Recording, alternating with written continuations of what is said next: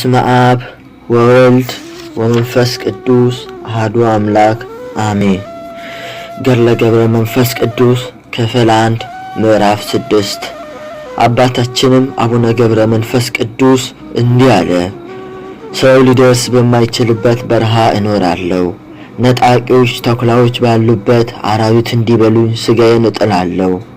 ዳዊት በመዝሙሩ የጻድቃን ሥጋቸው ለዱር አራዊት ነው እንዳለ እኔ ተኩላዎች፣ ድብ፣ እባቦች፣ ዘንዶች ወዳሉበት እገባለሁ። ስፍር ቁጥር የሌላቸው የዱር አራዊት በየወገናቸው ወደሚንቀሳቀሱበት እገባለሁ። እኔ ምግብ እሆናቸዋለሁ። የባሮችህን ሬሳ ለሰማይ ወፎች ምግብ አደረጉ ያለው የነቢዩ ዳዊት ትንቢት በእኔ ይፈጸም ዘንድ መተርጉም እንዲህ ብሏል። ከዚህ ዓለም የተለዩ መናንያን በእውነት ተበተኑ፣ በምድር ላይ ወደቁ። ከገድል ጽናትም የተነሳ ሥጋቸው በድርቅ ወራት እንዳለ እንደ አመድ ማዶ ቅጠል ይመስላል። ሥጋቸው ፊታቸው በሚጠወልግበት ጊዜ እንደ ድስት ጥላሸት ይሆናል።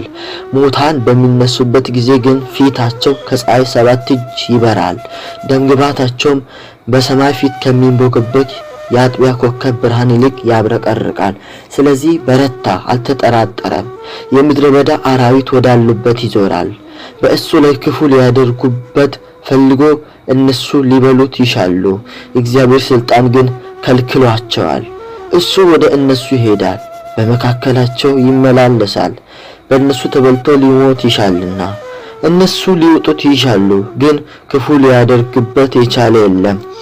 በእሱ ላይ ያደረ መንፈስ ቅዱስ ይከለክላቸው ነበርና እነሱ ራሳቸውን ዝቅ አድርገው ተገዙለት፣ ከእሱ ጋር ተስማምተው ኖሩ። ግን ይህን ብፁዓዊ አባታችንን ሊጎዱት አልቻሉም።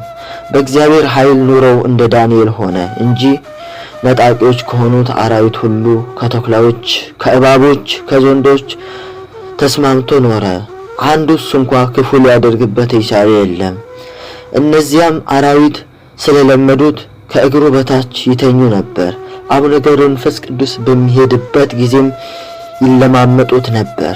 ለጌታው እንደሚታዘዝ አገልጋይ፣ ለመምህሩ እንደሚታዘዝ ደቀ መዝሙር ይታዘዙለታል።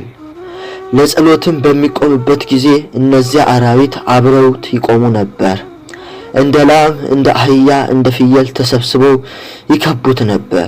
ሲመጣ ባዩትም ጊዜ ሮጠው ሄደው ተንበርክከው ይቀበሉታል።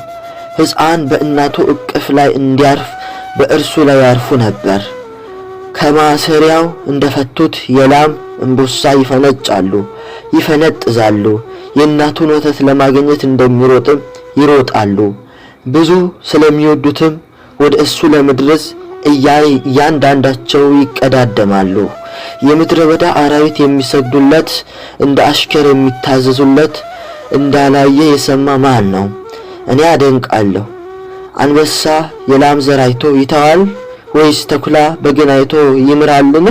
ነብርስ ፍየልን አይቶ ይተዋልን? ጅብስ አህያን አይቶ አይዝምን? እባብስ ሰውን አይቶ አይነክስምን? ይህ ብፁዓዊ ግን እንደ በግና ፍየል ጠቦት ከእነሱ ጋር ተስማምቶ ኖረ። የአንበሳ ደቦል በፊቱ ይፈነጥዛል፣ እሱም በእጁ ይዳስሳቸዋል።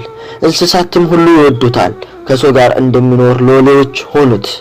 ዳግመኛም እንደ ወንድም፣ እንደ ባልንጀራ፣ እንደ ሥጋ ዘመድም ሆኑት። አባቱን እናቱን አላወቀም። ባለጠጎች ድሆች እንደሆኑ ሐዋርያት በኋላ ዘመን ነገሩት እንጂ። በታናሽነትህ ገዳማትን ዞርክ፣ በብዙዎች ዘንድ እንደ ኤልያስ እንደ ዮሐንስ ተወለድክ። እግዚአብሔር በአንተ ደስ ብሎታል። መላእክትም በመንገድ ሁሉ ዘውትር እንዲጠብቁ አዟቸዋል። የአባታችንን ድንቅ ሥራ እንናገር። ብዙ ውርጭ፣ ብዙ አመዳይ በሚገኝበት ደሴት ረግረግ በሆነ ጥልቅ ጉድጓድ ኖረ። ቆሞም ወደ እግዚአብሔር ጸለየ እንዲህ ብሎ፣ ጌታዬ ኢየሱስ ክርስቶስ ሆይ ባሪያህን ለምን ትረሳለህ? ቃልስ ለምን ይታበያል? ደቀ መዝሙር ጴጥሮስ ሁሉን ትተን ተከተልህ፣ ዋጋችንን ምን እናገኛለን ሲል በጠየቀ ጊዜ የነገርከው። ዳግመኛም አንተ እንዲህ አልከው፣ ስለ እኔና ስለ ወንጌል ቤቱን፣ ንብረቱን፣ እናት አባቱን፣ ልጁንና ወንድሞቹን፣ ገንዘቡን፣ እርሻውን፣ አዝመራውንም የተክሉንም ቦታ ትቶ የሄደ በዚህም በወዲያኛውም ዓለም እጥፍ ዋጋ ያገኛል። በሚመጣው ዓለምም የዘላለም ሕይወት ያገኛል። ጻድቃን እነዚህ ናቸው። ከኃጥአንም አስራትን ተቀበሉ፣ ይቅርታን ባደረገላቸው በእግዚአብሔር ፊት ደስ ይላቸዋል። የቀናችውን ሃይማኖት ያስተማሩ፣ መንጋህን የጠበቁ ካህናትና መምህራን መቶ እጥፍ ድርብ ያፈራሉ።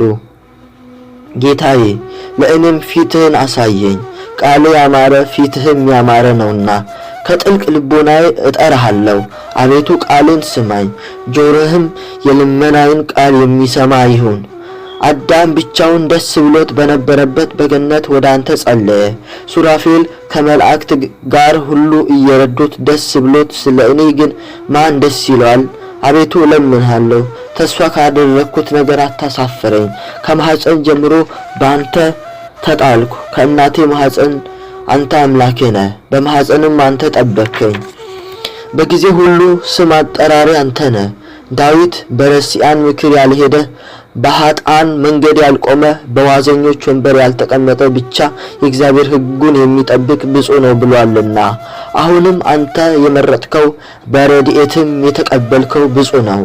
ጥንቱንም እኔ በገድል በድካም ደስ ያሰኘሁ አይደለም፣ አንተ መረጥከኝ እንጂ። መልእክተኛህን ላክ፣ ከአባቴ ከእናቴ ቤትም አወጣኸኝ። አባቴንም እናቴንም ክፉ የሆኑ መልካም አላውቃቸውም። በጫካ ውስጥ አኖርከኝ፣ ከመላእክት ጋር በአንድነት እንድኖር አደረከኝ። ሁልጊዜ ለሰው ምሕረትን ሲለምኑ እሰማለሁ፣ አንተም ልመናቸውን ትሰማቸዋለህ። አንተ መሐሪ፣ ቁጣ የሌለብህ፣ ለደህንነት ምክንያት የምትሻነህና አቤቱ የሚገለጥ ምሕረትህን ፈጥነህ አድርግልኝ። ይህን የምልህ ስለ ጽድቄ አይደለም፣ እንደ ቸርነትህ ነው እንጂ እንደ ፈቃድህም ይሁንልኝ ለዘላለሙ አሜን። ዳግመኛም በዳዊት መዝሙር ዘመረ፣ መራራን ለቅሶ እያለቀሰ ደረቱን እየደቃ መላልሶ ጸለየ። በእግዚአብሔር ፊትም ሰገደ። ከጠዋት እስከ ማታ እረፍት አልነበረውም። እንደ መንኮራኩር በፍጥነት ይሰግድ ነበር። ወዙ እንደ ውሃ በስቶ ይፈስ ነበር። ቀኑንም ሌሊቱንም ያለማቋረጥ ምድሩን ያርስ ነበር። እንደ መላእክትም ይዘምር ነበር።